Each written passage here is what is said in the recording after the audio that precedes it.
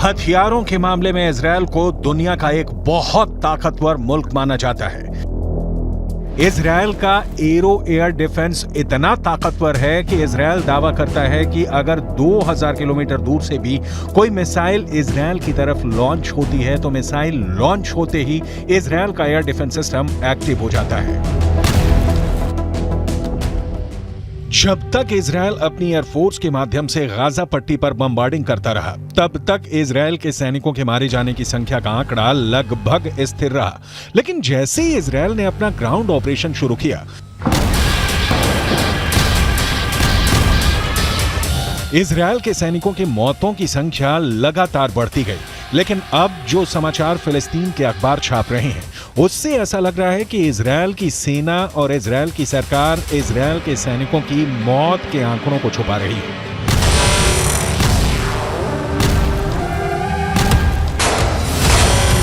फिलिस्तीन क्रॉनिकल नाम के एक अखबार ने इजरायल के मिलिट्री सिमेट्री यानी इजरायल के सैन्य कब्रिस्तान यानी वो जगह जहां पर इजरायल के सैनिकों को दफन किया जाता है, उस जगह के डायरेक्टर डेविड वार्नर बरूच का एक इंटरव्यू छपा है। इस इंटरव्यू में इजरायल की मिलिट्री सिमेट्री के डायरेक्टर डेविड वार्नर ने कहा है कि इजरायल के अंदर हर घंटे एक इजरायली सैनिक का शव कब्रिस्तान में दफन होने के लिए आ रहा है।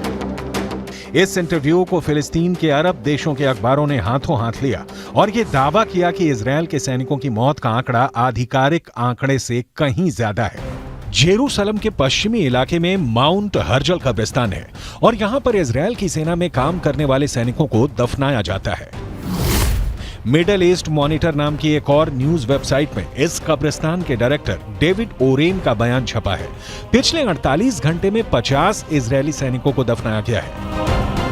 ये चौंका देने वाली बात है क्योंकि इजरायल ने दावा किया है कि 7 अक्टूबर से अब तक इजरायल के करीब 400 सैनिक मारे गए हैं। इनमें से करीब 80 सैनिक गाजा के ग्राउंड ऑपरेशन में मारे गए हैं। करीब 10 सैनिक लेबनान के बॉर्डर पर हिजबुल्लाह से लड़ते हुए मारे गए हैं और 300 से ज्यादा सैनिक 7 अक्टूबर और उसके बाद एक हफ्ते तक इजरायल के अंदर हमास के आतंकवादियों से सीधे लड़ते हुए मारे गए हैं।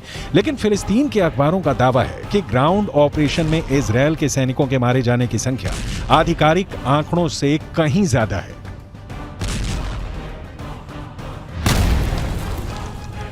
अगर इजरायल के मिलिट्री सिमेट्री यानी सैन्य कब्रिस्तान के डायरेक्टर डेविड वारेन के आंकड़ों को सही माने और इस हिसाब से अनुमान लगाएं कि हर घंटे में एक सैनिक की मौत हो रही है, तो इजरायल के ग्राउंड ऑपरेशन को लगभग 30 दिन हो चुके हैं। एक दिन में 24 घंटे होते हैं, यानी 30 दिन में 720 घंटे होते हैं। अगर इजरायल के सैन्य कब्रिस्तान के डायरेक्टर के मुताबिक हर घंटे में एक सैनिक की मौत हो रही है, तो इसका मतलब यह है कि अब तक ग्राउंड ऑपरेशन से 30 दिनों में 720 सैनिकों की मौत हो चुकी है।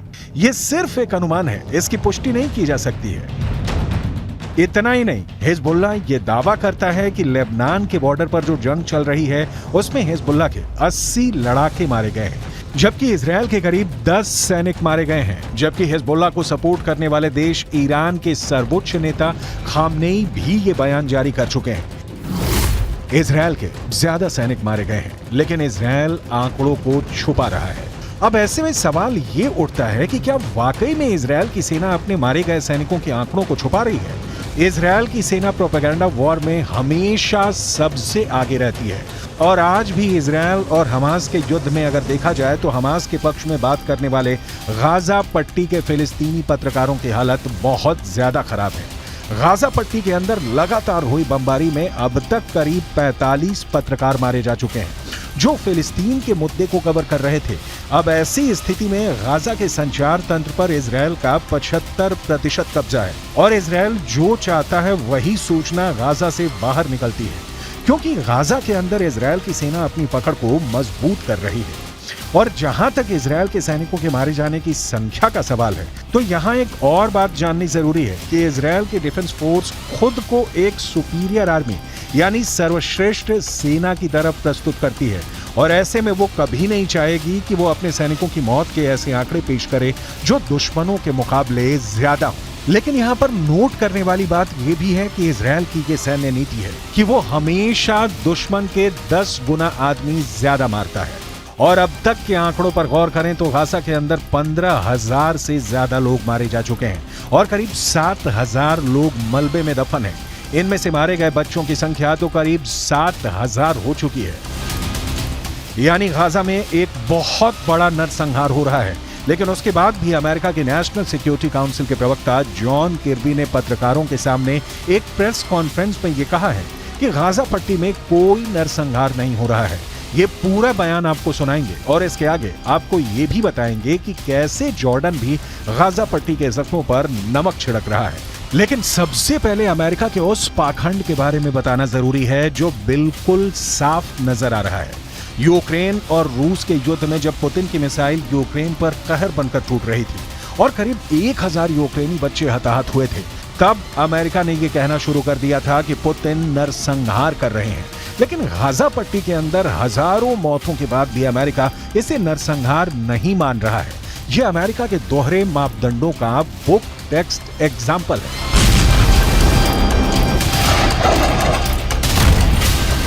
Hamas wants, make no mistake about it, is genocide. They want to wipe Israel off the map. They've said so publicly, more than one occasion. In fact, just recently. And they've said that they're not going to stop. What happened on the 7th of October is going to happen again and again and again. And what happened on the 7th of October? Murder, slaughter of innocent people in their homes or at a music festival. That's genocidal intention.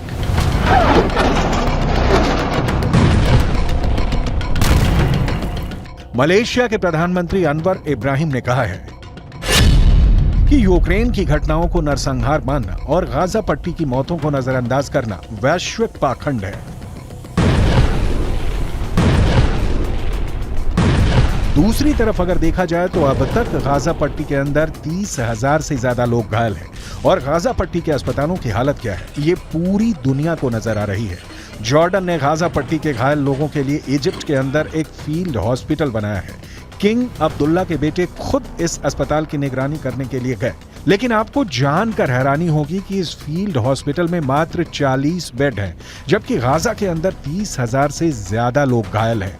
और इन हालातों में एक field hospital में मात्र 40 bed का इंतजाम लोगों के साथ एक क्रूर मजाक है। بس اهم شيء المعنويات تفضل عاليه ان شاء الله ان شاء الله احنا زي ما بنعرف الجيش العربي ما شاء الله احنا دائما بنقوم بالواجب واقل شيء بنقدر نعمله انه نحاول نساعد اخواننا في غزه وفلسطين فاكيد بدنا نعمل اكثر دائما بس انتم ما شاء الله يعني فرصه انكم تساعدوا الناس ونقدم الشيء اللي هم محتاجين ان شاء الله ان شاء الله احنا كلنا فخورين فيكم وراح نتابع كل الامور اول باول اهم شيء التنسيق بيناتكم والمعنويات تفضل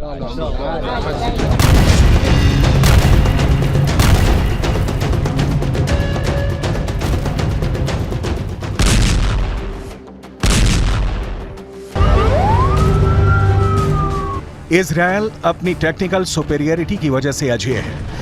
पिछले हफ्ते इजरायल ने हमास की ताकत को इस कदर नेस्तोनाबूद किया था कि पिछले हफ्ते 72 घंटे में इजरायल की राजधानी तेल अवीव पर एक भी मिसाइल अटैक नहीं हुआ था।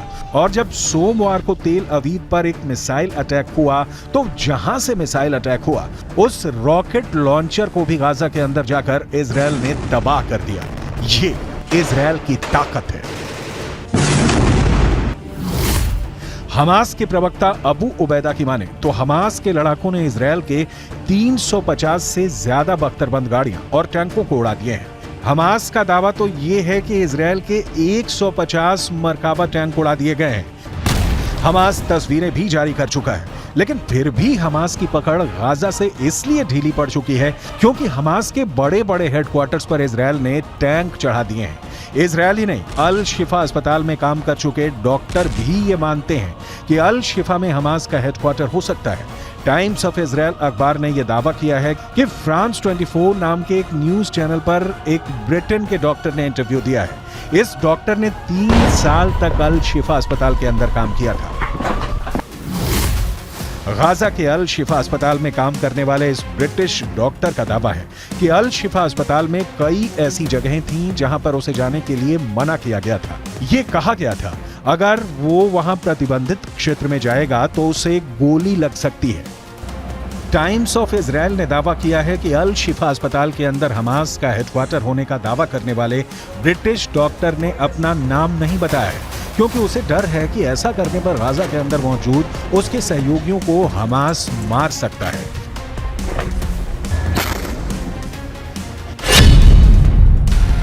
अल शिफा अस्पताल में काम करने वाले इस ब्रिटिश डॉक्टर ने आगे कहा कि सावधान किए जाने की वजह से मैं गाजा के अल शिफा अस्पताल के प्रतिबंधित क्षेत्रों से दूर रहा, लेकिन मैंने कुछ संदिग्ध से नजर आने वाले ऐसे लोगों को अस्पताल में हर समय अंदर और बाहर जाते देखा था जो चिकित्सा कर्मी नहीं थे। ये लोग अस्पताल के बेसमेंट के अंदर जाते थे। The first time our forces entered the Shifa complex, they went in with a bomb-sniffing dog, and they discovered a truck full of ammunition. After revealing the shaft by the D9, they saw a circular opening, and they couldn't see all the way down at the time, but further investigations and tools lowered down it revealed that this is a 10-meter deep shaft that leads to a corridor. At the end of that corridor, there's a blast-proof door with a shooting hole at the top of it. And our forces, after making sure that all defense mechanisms are dismantled, have opened that door that leads to another door that goes deeper into the complex. The understanding that this tunnel goes under the hospital. Israel defence force ने इस British doctor के interview को आधार बनाते हुए एक बार फिर कहा है कि इस इंटरव्यू से साबित होता है कि अल शिफा अस्पताल का इस्तेमाल हमास के आतंकवादियों के द्वारा हेडक्वार्टर की तरह किया जा रहा था।